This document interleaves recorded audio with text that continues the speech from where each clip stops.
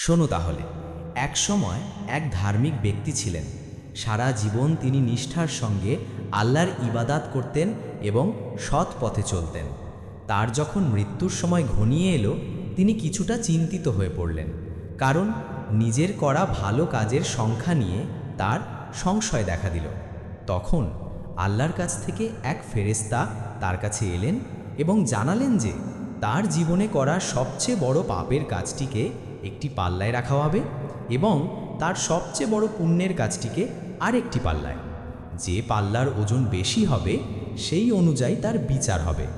লোকটি কিছুটা আশ্বস্ত হলেন, কারণ তিনি জানতেন যে তিনি জীবনে অনেক ভালো কাজ করেছেন।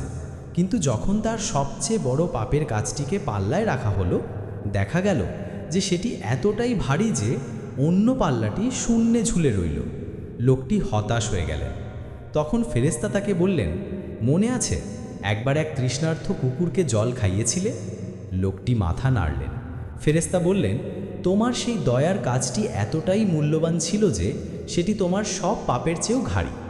এই বলে তিনি সেই কুকুরকে জল খাওয়ানোর কাজটিকে পাল্লায় রাখলেন এবং এবার দেখা গেল যে পুণ্যের পাল্লাটি নিচের দিকে ঝুঁকে গেছে।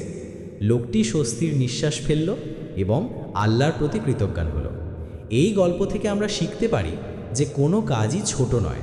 এমনকি ছোট কাজও যদি আমরা সিনসিয়ারিটি বা আন্তরিকতার সাথে করি, তাহলে সেটি অনেক বড় পুণ্য বয়ে আনতে পারে। কেমন লাগলো গল্পটা? আরও শুনতে চাও নাকি অন্য কিছু?